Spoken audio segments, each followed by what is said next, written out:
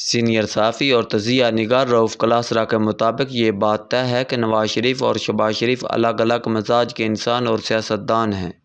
2006-07 میں جب وہ لندن میں جلا وطنی کی زندگی گزار رہے تھے، ان دونوں سے میری کافی ملاقاتیں رہیں۔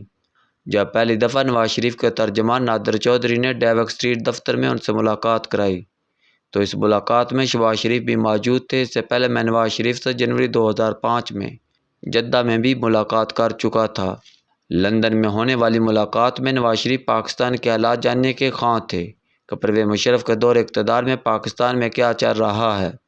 جب میں نے اپنا تجزیہ دینا شروع کیا تو درمیان میں 2-3 دفعہ شہباز شریف نے لقمہ دیا، لیکن نواز شریف کو یہ بات پسند نہ آئی۔ بالاخر انہوں نے اپنے چھوٹے بھائی سے کہہ دیا، شہباز صاحب آپ کو روزانہ سنتا رہتا ہوں، مجھے ذرا رؤف صاحب سے پاکستان کے کچھ حالات سننے دیں۔ شہباز شریف کو یہ بات اچھی نہیں لگی اور وہ کمرے سے اٹھ کر چلے گئے۔ خیر، جیسے کہا گیا کہ دونوں کی شخصیات اور مزاج میں کافی فرق ہے، اس کے باوجود جتنا احترام شہباز شریف اپنے بڑے بھائی کا کرتے ہیں وہ بہت کم دیکھنے میں آتا ہے۔ اگر خاندان ابھی تک جڑا ہوا ہے تو اس میں شہباز شریف کا بڑا اہم کردار ہے، ورنہ مریم نواز اور حمدہ شہباز کے درمیان جن اختلافات کی خبریں آتی رہی ہیں، اس کے بعد شاید یہ خاندان اکٹھا نہ رہ پاتا۔ پارٹی قیادت اور اقتدار بڑی ظالم چیز ہے جہاں کوئی کسی کا سگا نہیں ہوتا۔ دونوں بھائی یہ بات بخوبی جانتے ہیں کہ ان کی بھلائی اسی میں ہے کہ چاہے کچھ بھی ہو جائے دونوں خاندان اکٹھے رہیں، ورنہ بے نظیر بھٹو اور مرتضیٰ بھٹو والا حشر بھی ہو سکتا ہے۔ وہ بہن بھائی آپس میں اقتدار کو نہ بانٹ سکے اور دونوں کا افسوسناک انجام ہمارے سامنے ہے۔ شریف برادران نے ہمیشہ اقتدار کو آپس میں بانٹ کر رکھا ہے، ایک بھائی وزیر اعظم بنا تو دوسرا وزیر اعلیٰ، اگر چچا وزیر اعظم تو بھتیجی وزیر اعلیٰ، یا پھر باپ شہباز شریف اگر وزیر اعظم تو بیٹا حمدہ شہباز وزیر اعلیٰ۔ ساتھ میں سنگت کے لیے سمدھی بھی موجود ہیں۔ یوں سب کچھ اس خاندان نے اپنے پاس ہی رکھا، لہذا لڑائی جھگڑے کا معاملہ کم ہی درپیش آیا۔ یہ ان کی کاروباری سمجھداری تھی کہ اپنا نقصان نہیں کرنا، اور سیاست میں تو نقصان یہ خاندان افورڈ ہی نہیں کر سکتا۔ نواز شریف مختلف مزاج کے وزیر اعظم تھے، شہباز شریف کا سٹائل بالکل الٹ ہے۔ اس لیے 3 ماہ بعد ہی شہباز شریف نے کھلے عام ٹی وی پر اپنی کابینہ کے وزیروں کو کھری کھری سنا دی ہیں کہ وہ کام نہیں کر رہے، مطلب وہ نالائق ہیں، اور خبردار کیا کہ اس طرح کام نہیں چلے گا۔ شہباز شریف پنجاب ماڈل پر فیڈرل حکومت چلانے کی کوشش کر رہے ہیں۔ شہباز شریف کی اپنے وزیروں سے فرسٹریشن کی کچھ اور وجوہات ہیں۔ پہلی تو یہ کہ پنجاب میں جو بیوروکریسی انہوں نے رکھی ہوئی تھی وہ اب انہیں میسر نہیں۔ ان کے قابل اعتماد بیوروکریٹس یا تو ریٹائر ہو گئے ہیں یا پھر ان میں وہ بات نہیں رہی۔ حکومتوں کو وزیر نہیں بیوروکریسی چلاتی ہے۔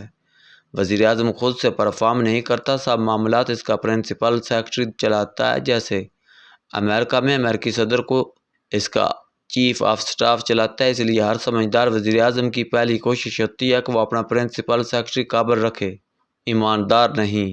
وہ دور گزر گئے جب قابلیت اور ایماندار افسر یا پرنسپل سیکرٹریز اچھے لگتے تھے۔ اب صرف قابلیت درکار ہے، ایمانداری نہیں۔ لیکن اب قابل افسر بھی میسر نہیں رہے۔ اگر یقین نہیں آتا تو عثمان بزدار کے آخری 2 سالوں کے 2-3 پرنسپل سیکرٹریز کو ہی دیکھ لیں۔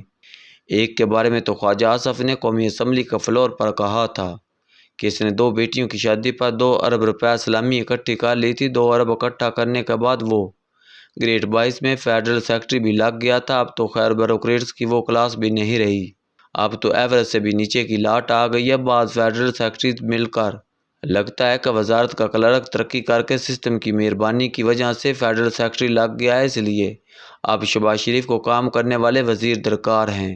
نواز شریف کابینہ کے اجلاس تک نہیں بلاتے تھے، لہٰذا انہیں وزیروں کی پرفارمنس سے کوئی غرض نہ تھی۔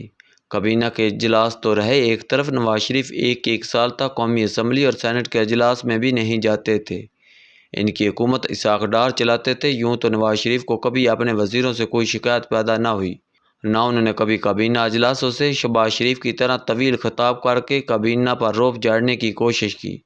اس لیے سب لوگ نواز شریف کی ملنساری کی ہمیشہ تعریف کرتے ہیں، جبکہ شہباز شریف مختلف طریقے سے کام چلا رہے ہیں۔ جب تک ٹی وی چینل پر بریکنگ نیوز نہ چلے کہ وزیر اعظم برہم ہو گئے ہیں، افسران کو ڈانٹ دیا، شدید غصے کا اظہار کیا، چھٹی کرانے کی دھمکی دے دی، وغیرہ وغیرہ، وہ اپنی کارکردگی سے خوش نہیں ہوتے۔ اس لیے روزانہ ان کی media team T V channel یا سوشل میڈیا پر کچھ اور چلوائے یا نہ چلوائے، یہ خبر ضرور چلواتی ہے کہ فلاں اجلاس میں وزیر اعظم برہم ہو گئے۔ افسران پر برس پڑے، وزیروں کو وارننگ دے دی۔ ان کے خیال میں اس سے یہ تاثر ابھرتا ہے کہ وزیراعظم ملک اور قوم کے لیے کتنے پریشان ہیں۔ وہ راتوں رات ملک کی ترقی چاہتے ہیں، اس لیے کسی نالائق کو برداشت نہیں کریں گے۔ مزے کی بات یہ ہے کہ جن وزیروں اور افسران پر وہ برہم ہوتے رہے ہیں وہ سب ان کے لاڈلے ہیں۔ اس دفعہ تو کابینہ کی ساری ٹیم ان کی اپنی بنائی ہوئی ہے۔ اس میں پیپلز پارٹی یا دیگر پارٹیوں کے وزیر نہیں جن پر ان کا پی ڈی ایم حکومت میں زور نہیں چلتا تھا۔ اس وقت بہانہ تھا کہ یہ مخلوط حکومت ہے، لہذا وہ پرفارم نہیں کر پا رہے، اس لیے وہ 2/3 سیٹیں مانگتے تھے تاکہ اپنے وزیر اور اپنی حکومت ہو اور وہ کسی سے بلیک میل نہ ہوں۔ اب تو سب ان کے اپنے وزیر، اپنے بندے، پھر وہ پرفارم کیوں نہیں کر رہے؟ کہاں گئی وہ قابلیت، کہاں گئے وہ دعوے، کہاں؟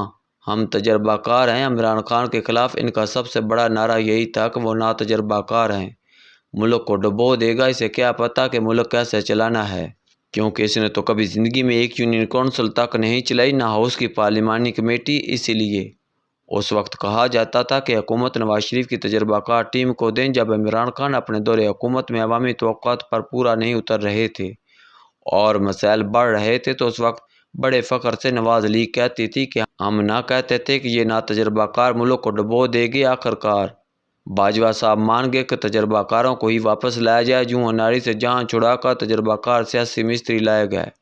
پی ڈی ایم کی 1.5 سال حکومت میں وہ کچھ نہ کر سکے تو نئے الیکشن کے بعد پھر انہیں حکومت دے دی گئی کہ آپ ہی ملک چلائیں۔ اب وہ تجربہ کار ہیں کہ ان کی ٹیم نالائق ہے، وزیر کام نہیں کر رہے، وہ سیل پسند ہو گئے ہیں۔ وہ سیل پسند کیسے نہ ہوں جب انہیں علم ہے کہ نالائقی کے باوجود انہیں کچھ نہیں کہا جائے گا، انہیں ہارنے کے باوجود جتوا دیا جائے گا۔ اگر موجودہ وزیر نالائق ہیں تو جو ان کی جگہ لیں گے وہ کون سے لائق ہیں؟ لائق ہوتے تو ان سے پہلے وزیر نہ بنتے۔ اس دفعہ کارکردگی کا مقابلہ نالائق وزیروں میں نہیں بلکہ نالائقوں میں ہے۔